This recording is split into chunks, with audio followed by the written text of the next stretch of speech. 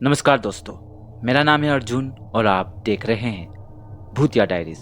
तो आज की वीडियो एक एमिली नाम की लड़की के बारे में है। तो वक्त ज़ाया ना करते हुए बढ़ते हैं कहानी की ओर। एक रात की बात है। एक महिला जिसका नाम एमिली था, वो अपने ऑफिस के काम ख़त्म करके अपने घर की तरफ जा रही थी। तकरीबन 10-15 मिनट के बाद वो अपने अपार्टमेंट में पहुंच गई। उसने अपने दरवाजे में लगे हुए ताले को खोला और अपार्टमेंट में दाखिल हो गई। क्योंकि वो बहुत ही थक गई थी, इसलिए वो अपने बिस्तर पे जाकर लेट गई। वो सोने की कोशिश कर रही थी, पर उसे कुछ अजीब सा महसूस हो रहा था। वो उस अपार्टमेंट में अकेले रहती थी और आज उसे छोटे से छोटे आवाज़ भी बड़े परेशान कर रहे थे। अब वो फिर से सोने की कोशिश कर रही थी, पर तभी उसे किसी के कदमों के आवाज़ आने लगे। आवाज़ दरवाजे के उस पार से आ रहे थे, तो उसे लगा कि शायद ये उसका पड़ोसी है, इसलिए वो उस आवाज़ को इग्नोर करने लगी। लेकिन कदमों के आवाज़ लगातार बढ़ते जा रहे थे और वो आवाज़ बढ़ते बढ़ते एमिली के दरवाजे पे आके रुक गए थे। यह सब होता हुआ देख एमिली को अब डर लगने लगा था, और इतना काफ़ी नहीं था कि तभी उसके दरवाजे से ज़ोर ज़ोर से खटखटाने की आवाज़ आने लगे। क्योंकि एमिली अकेली थी, इसीलिए उसे दरवाज़ा खोलना सही नहीं लगा, और फिर वो जाके दरवाजे के पास खड़ी हो गई और उसके बाद उस दरवाजे के पिक होल से बाहर देखने लगी। तो उसने पाया वहाँ कोई नहीं था। ये देखकर वो थोड़ी कंफ्यूज तो हुई, लेकिन साथों साथ उसके डर भी कम होने लगे, क्योंकि उसे लग रहा था कि शायद कोई उसके साथ मजाक कर रहा हो या फिर कोई रॉन्ग डोर नंबर पे आके खटखटा रहा हो। इसीलिए वो वापस अपने बिस्तर पर चली गई और वो सोने की कोशिश कर ही रही थी, तभी उसको फिर से एक आवाज़ सुनाई दी। फिर उसने देखा कि उसके दरवाजे में लगे हुए डोर नॉब को कोई घुमाने लगा और फिर दरवाज़ा धीरे से खुलने लगा।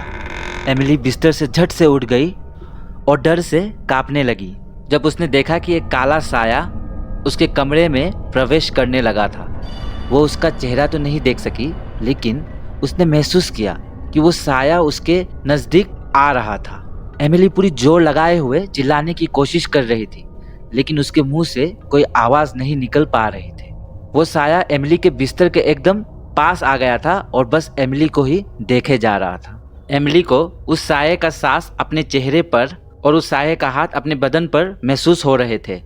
वो अब यही सोच रही थी कि वो साया अब उसे मार देगा। तभी वो साया अब एमिली के चेहरे को छूने वाले थे कि तभी एमिली अपने नींद से जाग गई, यानी कि वो एक सपना देख रही थी। तभी वो बिस्तर से उठी और अपनी लंबी लंबी सांसों को काबू करके खुद को शांत करने की कोशिश करने लगी। वो अपने कमरे के दाएं बाएं चेक करने लगी और फिर निश्चिंत हो गई कि वहाँ पे कोई नहीं था। लेकिन तभी उसकी आंख दरवाजे पर गई और उसने पाया कि अपार्टमेंट का दरवाज़ा खुला हुआ था, वैसे ही जैसे उसने सपनों में देखा था। वो झट से अपनी बिस्तर से नीचे उतरी और कमरे की जांच करने लगी। उसने अपने अपार्टमेंट के सारे कमरे को जांच कर लिया था, लेकिन सब कुछ जगह पे था, वहाँ पे कोई नहीं था। एमिली को एक अजीब सा अनुभव महसूस हो रहा था और एक डर भी सता रहा था, जिसके कारण इतना तो पक्का था कि वो आज सोने वाली नहीं थी। फिर जैसे तैसे उसने रात काटी और सुबह हुआ, फिर सब कुछ नॉर्मल हो गया। लेकिन उस दिन से एमिली ने अपने अपार्टमेंट के फ्रंट डोर सोते हुए कभी खुले नहीं छोड़े। लेकिन आज भी उसके जहन पे जब उस रात की बात आती है तो वो एकदम कांप सी जाती है, और वो कहती है कि वो उस रात इसलिए नहीं सोई क्योंकि उसको पूरा यकीन है कि उसके कमरे में कुछ ना कुछ या कोई तो था जो उसके हर हरकत पे उस रात को नजर रख रहा था।